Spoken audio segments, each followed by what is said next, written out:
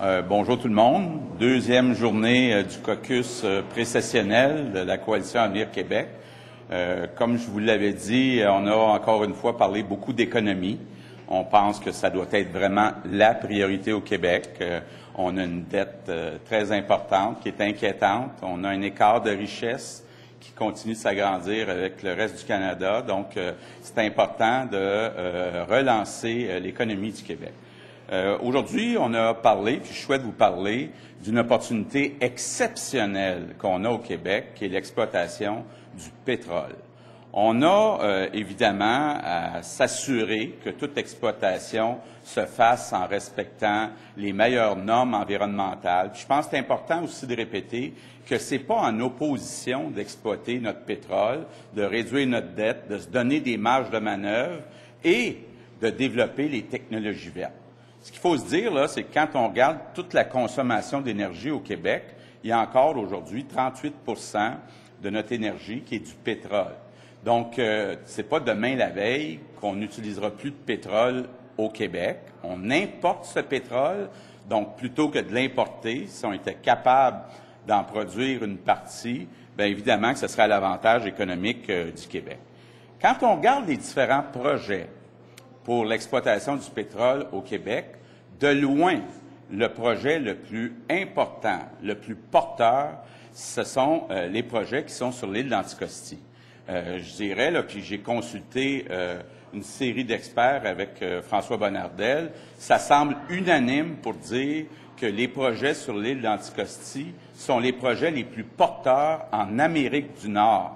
Donc, il y a une opportunité exceptionnelle et on pense donc que le gouvernement devrait regarder de très près ce qui se passe là. On parle, si on veut mettre quelques chiffres, de milliards de dollars de redevances. Donc, je pense que les estimés les plus pessimistes parlent de 2 milliards de dollars par année de redevances, des milliards de barils de pétrole. Et on pense que la meilleure façon de contrôler les impacts environnementaux, bien, c'est que le gouvernement soit partenaire de ces projets. Et on pense qu'il y a une opportunité exceptionnelle quand on regarde les entreprises qui possèdent aujourd'hui les droits sur l'île d'Anticosti.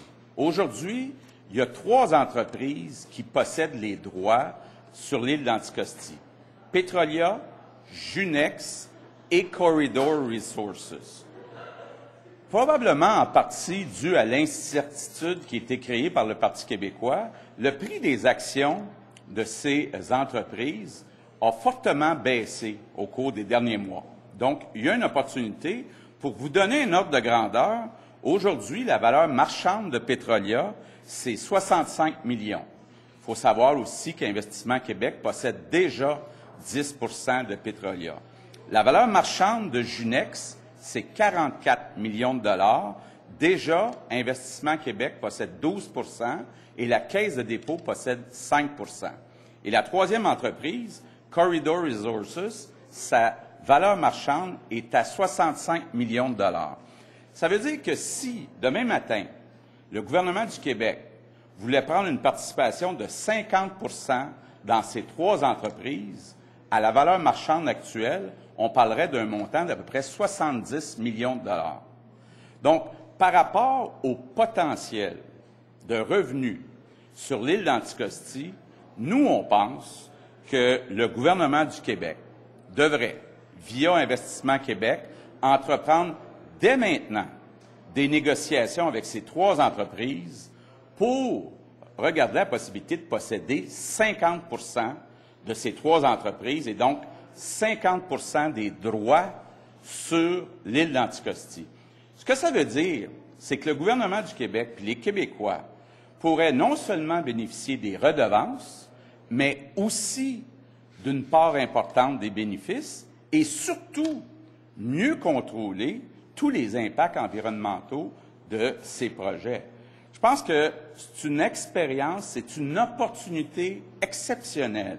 Beaucoup de gens dans, je dirais, les 3 partis qui parlent d'être maître chez nous, mais être maître chez nous, ce que les Québécois souhaitent, c'est qu'on reprenne une position importante dans la propriété de l'exploitation de nos ressources naturelles.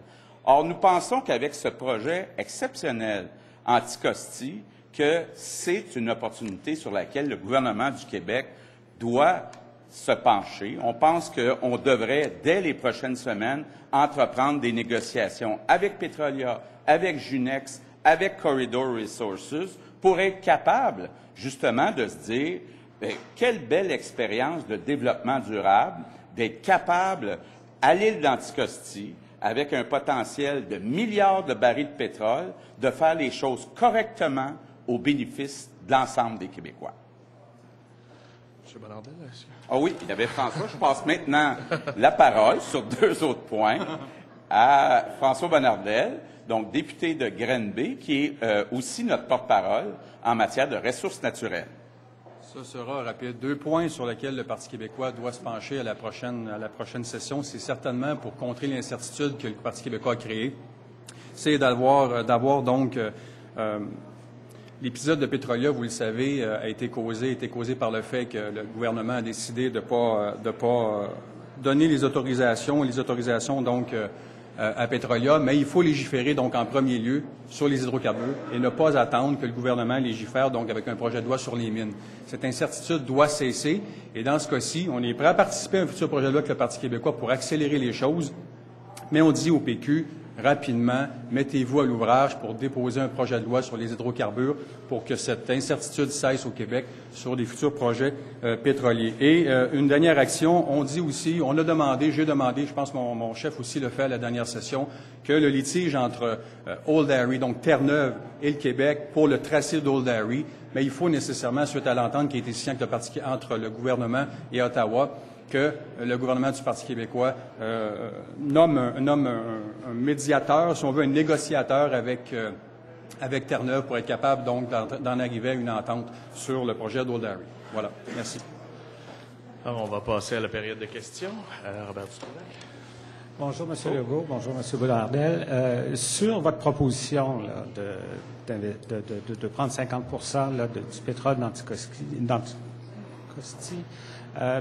la question se pose, c'est que c'est du pétrole de fracturation. C'est pas du pétrole conventionnel. Donc, vous accepteriez que le gouvernement se lance dans la fracturation, alors que, bon, même pour le gaz de schiste, où la technologie est connue, puis pour ce qui est du pétrole, la technologie n'est pas tout à fait au point, d'après ce que je peux savoir, le gouvernement hésite à le faire ou considère que c'est peut-être une mauvaise chose. Bon. Effectivement, mais en même temps, je pense que c'est une opportunité exceptionnelle que le gouvernement soit en contrôle de ce qui va se faire sur l'île d'Anticosti. Un des problèmes, puis une des raisons pourquoi le prix des actions est bas, c'est à cause de la position qui a été prise par Martine Ouellette de dire, c'est pas clair les redevances. 2, on n'est pas certain qu'on veut exploiter via la fracturation du pétrole. Quelle belle opportunité d'y aller avec du forage, d'y aller en, finalement, respectant l'environnement, en s'assurant qu'il y a un bon encadrement.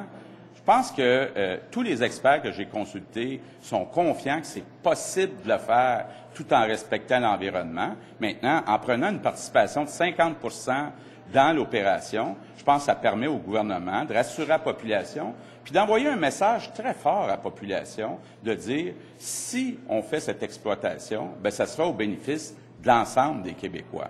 Mais selon moi, là, il faut regarder cette possibilité-là et les probabilités sont quand même très élevées que ça soit possible d'être fait. Puis qu'on parle, écoutez, quand vous parlez de quelques milliards de barils de pétrole, ça veut dire des centaines de milliards de dollars et on ne peut pas, avec la dette qu'on a au Québec, ne pas se pencher sur ce dossier-là. C'est une belle opportunité pour à peu près 70 millions de prendre une participation puis d'aller suivre l'opération, donc autant la phase exploration que la phase exploitation. Donc, si je vous comprends bien, vous estimez qu'il n'y a pas de danger avec la facturation pour le pétrole ou pour le gaz de schiste? Ce que je dis, c'est que c'est possible de le faire, d'apprendre, de contrôler, de suivre le procédé, autant l'exploration que l'exploitation, Mais écoutez, on ne peut pas se permettre de ne pas le faire.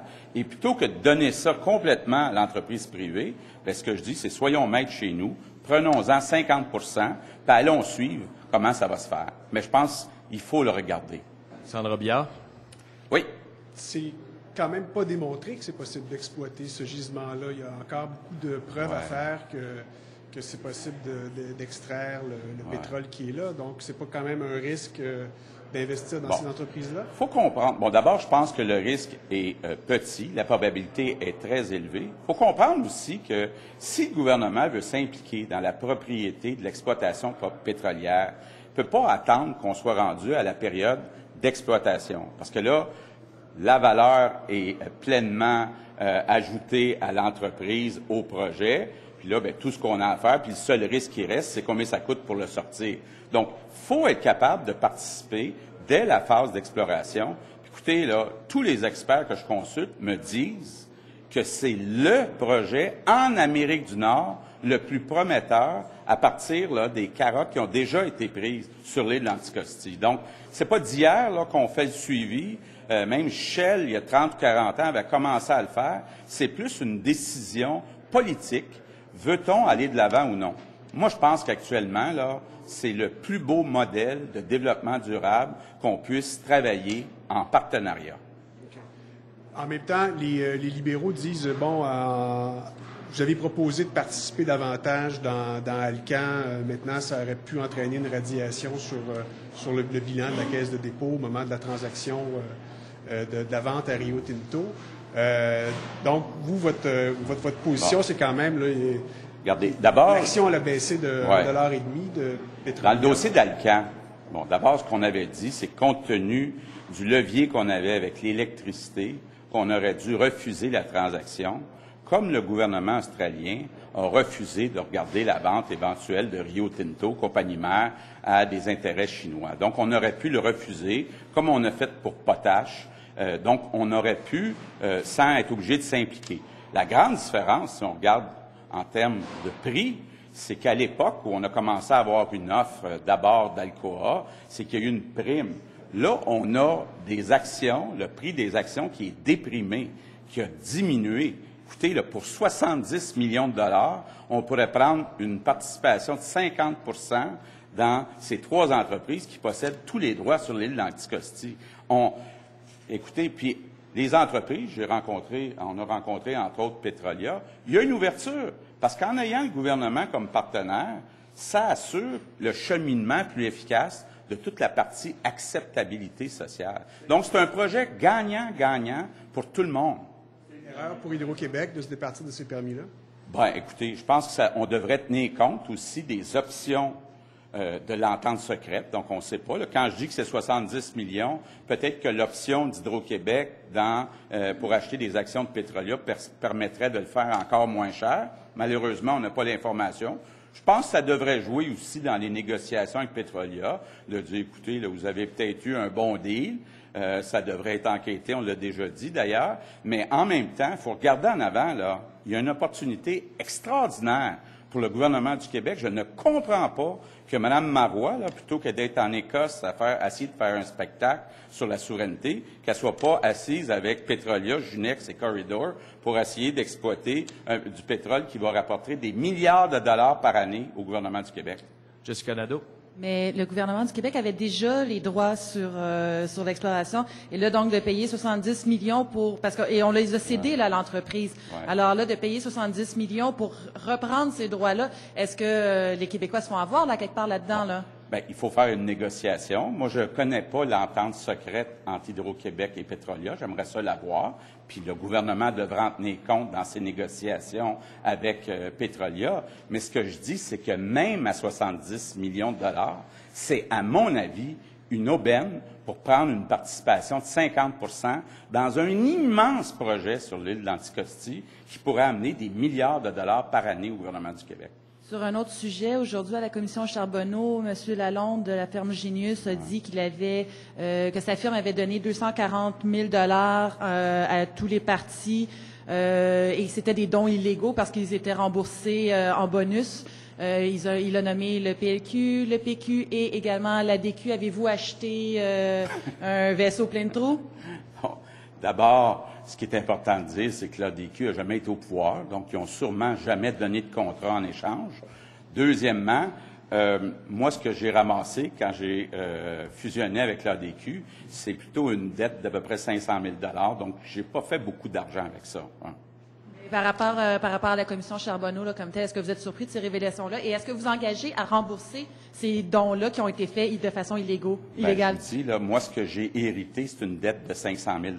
Fait que je vois pas qu'est-ce que je pourrais rembourser. Deuxièmement, il n'y a sûrement pas eu des échanges de contrats puisque l'ADQ n'a jamais été au pouvoir. Réal Séguin. Quand même, les révélations de la commission Charbonneau aujourd'hui. Est-ce qu'on est surpris? Bien, M. Duchesneau avait déjà indiqué qu'il y avait des problèmes. Je pense qu'on le voit. Et puis, je pense qu'il faut poser des questions, entre autres, à ceux qui ont été au gouvernement. Est-ce qu'il y a eu des contrats de données en échange de ces montants qui ont été donnés au Parti libéral pour le Parti québécois? Réal Séguin. Legault, à la lumière de ces révélations-là devant la commission Charbonneau, sommes-nous devant un système politique foncièrement corrompu au Québec? Bien, écoutez, là, je pense que ça fait un bout de temps qu'on le comprend avec les témoins qui se succèdent à la commission Charbonneau. Il est plus que temps. On l'a déjà dit, on va déposer en cours de session des projets de loi parce que le projet de loi qui a été déposé par le Parti québécois est insuffisant. Il faut agir avec beaucoup plus de fermeté et à Québec et dans les municipalités. Puis effectivement, oui, on a comme la démonstration là qu'il y a eu de la collusion, qu'il y a eu de la corruption. Puis ça nuit à la confiance qu'on doit avoir dans la population pour être capable de relancer le Québec avec des projets plus positifs. Qu'est-ce que vous proposez que les deux autres partis, vu qu'il y en a un qui n'existe plus, mais que pour les deux autres partis, qu'est-ce que vous proposez qu'ils fassent maintenant? Est-ce qu'ils devraient rembourser cet argent-là ou accepter le fait que tout ça a été fait de façon illégale et agir en conséquence? Bien, là, il faut voir effectivement comment c'était fait. Est-ce que c'était fait de façon illégale? Est-ce qu'il y a eu des contrats de données en échange? Comment ça a été fait? Je pense que c'est au parti de répondre. Vous leur poserez la question. Bonjour, M. Legault. Pour en revenir à l'île d'Anticosti, si on tient compte que des entreprises comme Junex admettent que c'est extrêmement difficile de sortir le pétrole du sol, qui est une forme de pétrole de schiste, si vous voulez, dont la technologie est encore moins avancée que celle du pétrole de schiste, que c'est pas vraiment rentable compte tenu de ce que ça coûte pour extraire ce pétrole-là. En admettant que le gouvernement va de l'avant avec votre suggestion, dans combien de temps est-ce que vous estimez que les milliards de dollars pourraient entrer dans les coffres? D'abord, j'ai rencontré la direction de Junex, la direction de Petrolia. Ce que les deux me disent, c'est qu'eux sont très confiants que d'ici 18 mois, on va être en mesure de commencer à exploiter. Actuellement, ce qu'ils ont besoin pour compléter le forage qui était commencé, c'est d'argent. On parle de 100 à 150 millions de dollars qui est nécessaire pour compléter le forage. Or, actuellement, ces entreprises n'ont pas accès à du financement. Parce qu'actuellement, l'incertitude que le gouvernement du Parti québécois a créée fait que le financement de ces entreprises-là est devenu impossible. Ça crée d'une certaine façon une opportunité pour le gouvernement du Québec d'acheter des participations importantes dans des entreprises où le prix des actions est très bas. Donc, mais c'est une technologie qui est quand même très peu avancée. Non. Écoutez, là, j'ai rencontré le président de Junex, qui est très confiant que c'est possible de le faire, puis c'est la même chose chez Petrolia. Véronique Prince. J'aimerais vous réentendre sur le voyage de Mme Marois et sa fameuse rencontre. Bien, écoutez, Mme Marois a décidé d'aller en Écosse faire un spectacle sur la souveraineté puis le référendum. Et puis, le spectacle a tombé à l'eau parce que le premier ministre de l'Écosse a décidé qu'il ne voulait pas être vu en présence de Mme Marois. Donc, je pense que c'est un échec pour Mme Marois. Et c'est une leçon, d'une certaine façon. Je pense que la première ministre du Québec devrait être en train de démarcher des nouveaux investissements privés au Québec et non pas essayer de faire des spectacles sur la souveraineté. Puis, pour un de mes collègues qui fait un reportage sur l'UPAC, qui s'intéresse à certains projets maintenant dans la capitale nationale, est-ce que ça vous démontre que c'est pas juste à Montréal que ça se passe, puis il y a une nécessité d'aller voir partout au Québec? Bien, je pense qu'il faut aller voir partout, puis c'est à eux qu'il faut poser la question. J'ai pas plus d'informations de vous sur ce qui s'est passé à Québec, mais il faut poser des questions à l'UPAC. Il faut voir, il faut les laisser faire leur travail. Je pense que s'ils sont là, c'est parce qu'ils ont des indices qu'il y a quelque chose. Michel Pepin. Bonjour, messieurs. Pour Old Harry, est-ce que vous jugez qu'on devrait aller, vous parlez d'un négociateur, là, je veux bien, je comprends votre position là-dessus, mais est-ce que vous jugez qu'on devrait aller vers un actionnariat du gouvernement? Je pense qu'actuellement, le projet le plus porteur, le plus intéressant, c'est le projet d'Anticosti. Il faut rappeler que Old Harry, c'est dans l'eau, donc c'est comme technique plus difficile. Il y a des impacts environnementaux qui sont plus difficiles à contrôler. Il y a évidemment aussi des ententes et des négociations à faire avec Terre-Neuve. Donc, ça pose plus de contraintes. Puis le potentiel de barils de pétrole est beaucoup plus élevé à Anticosti qu'à Old Harry. Donc, je pense que, comme pour se faire la main, si on veut, là, le gouvernement du Québec devrait commencer par Anticosti. Je pense que c'est une opportunité qu'on ne peut pas manquer. Avez-vous consulté quelques groupes écologistes ou des environnementalistes réputés par rapport à ces questions-là? Oui. Bien, écoutez, je pense qu'on en a rencontré l'année dernière. Il y a des gens, évidemment, qui se disent d'accord. Il y a des gens qui se disent en désaccord. Je pense qu'il faut que ça soit fait en respectant les normes environnementales. Évidemment, sur l'île d'Anticosti, on parle de 263 personnes. Donc, il n'y a pas le même impact sur l'humain qu'on a pu voir, par exemple, à Gaspé. C'est un problème avec les chevreuils, mais je pense que c'est gérable. Et je pense aussi, quand on parle de milliards de dollars, là, il faut être capable d'aller au fond du dossier. Je peux revenir sur une petite dernière sur la commission Charbonneau, mais un petit peu plus large, là. Et concernant les firmes de génie conseil, parce qu'on a eu à la fois le témoignage de M. Duchesneau, son rapport qui mettait en cause quand même le rôle des entreprises de génie conseil, importantes au Québec, n'est-ce pas? Et on a d'autres témoignages qui vont dans le même sens. Zambito nous a donné une idée que, en tout cas, selon lui, il y avait un problème là, quasiment de maîtrise d'œuvre en collusion et corruption. Également, M. Lalonde, compte tenu de la loi 1, puis on va faire l'examen des... Comment vous voyez le problème de gouvernance que ça pose pour le gouvernement du Québec, ce qui se passe dans les firmes de génie conseil ou ce qui s'est passé dans les firmes de génie conseil? Bien, je pense qu'on va faire des sorties au cours des prochaines semaines. Je pense que l'Ordre des ingénieurs doit se poser des questions sur le suivi des firmes d'ingénieurs. Je pense que l'expertise qu'on a au ministère des Transports en ingénierie pour suivre le travail des ingénieurs, il y a des questions puis une urgence d'agir de ce côté-là. Évidemment qu'il y a des impacts aussi négatifs sur des entreprises québécoises importantes comme SNC-Lavalin.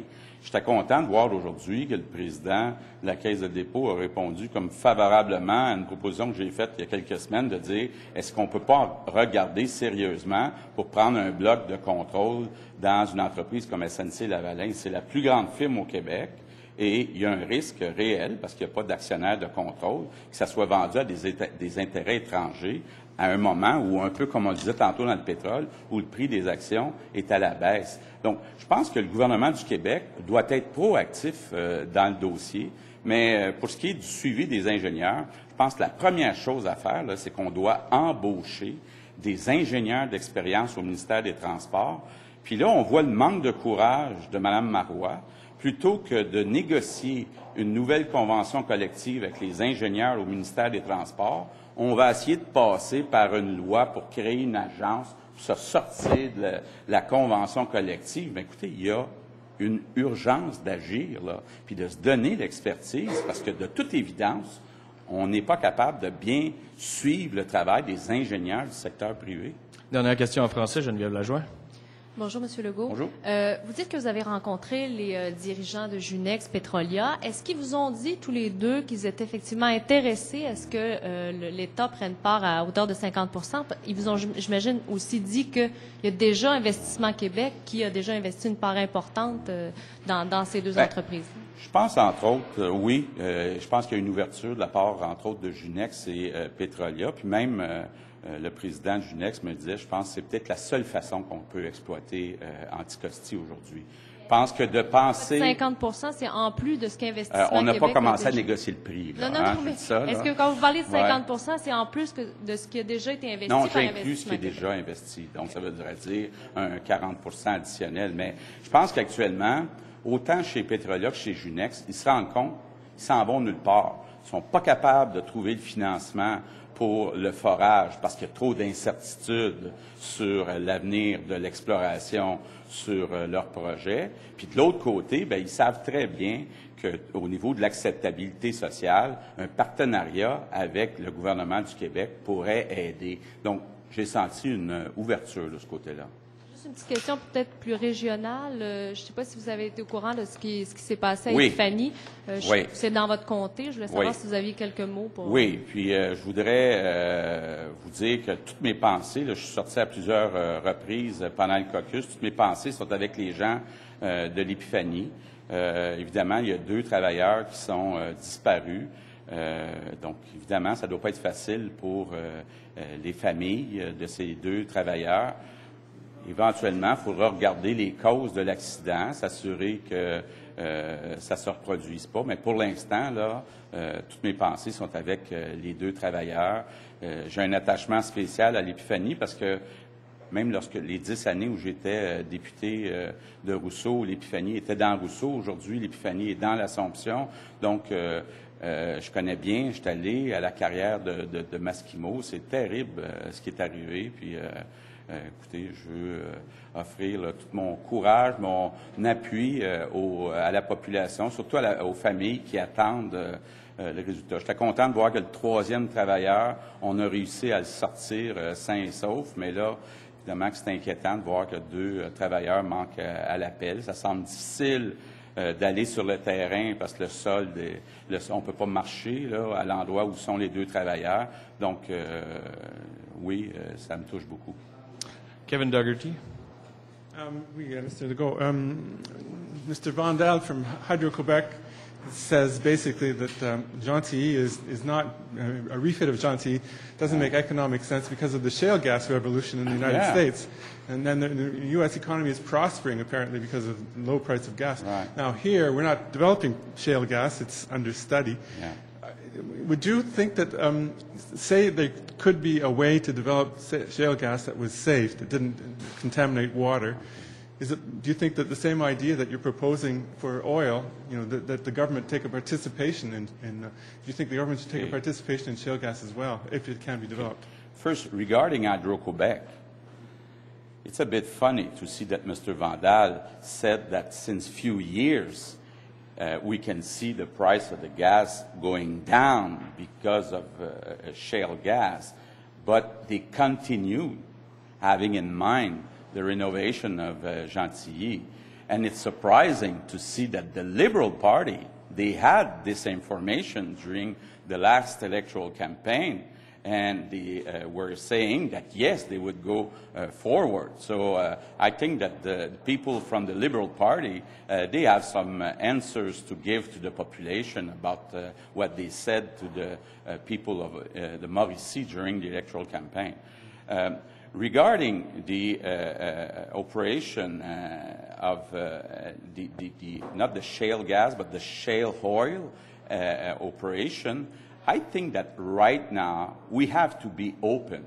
We have to make sure that we have high standards to protect environment, but I think we cannot afford, when we talk about billions of barrels of oil, we cannot put this file aside. And I think that the best way to look at this project is to have the Quebec government being a partner at 50% in the ownership at Ile Anticosti. And there's a very good business opportunity right now because of the uncertainty created by the Parti québécois. Right now, the stock of the 3 companies are very low.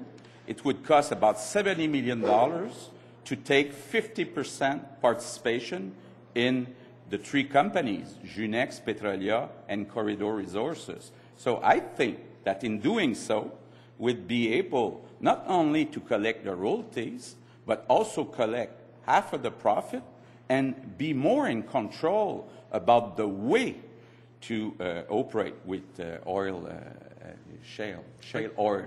But about shale gas, though, could it be done? Could the same thing be applied to shale gas? I think that we have to be open at this point. I think that I would say that I would not be ready to give the permission to a private company to do so, but if we're in control in an area like Île d'Anticosti, I think it's a good opportunity to make some tests and see how we can do that respecting the environment. Max Harold. That business opportunity you're talking about requires some negotiations with Newfoundland and Labrador.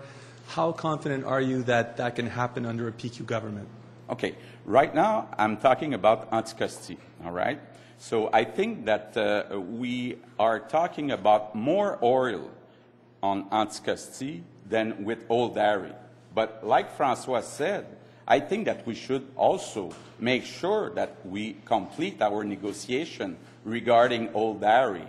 But it's not as easy to think that we'll be able to operate Old Harry than it is with the Anticosti project. So, but I think we should work on both of them. Are you confident the PQ government is the one that's going to go in there and do that? I don't see the PQ government being really interested in oil. I think that I know Martine Ouellette, and we saw what happened in Gaspé. For sure, they are not interested. I've asked the question to the management of Petrolia and Junex, did you have any discussion with the PQ government since they are there? And they said no. I don't understand. We're talking about billions of dollars, and they are not in negotiation. It looks like the PQ government is not interested at all, and it's an opportunity to reduce our debt. So I don't understand. Merci. Thank you. Merci.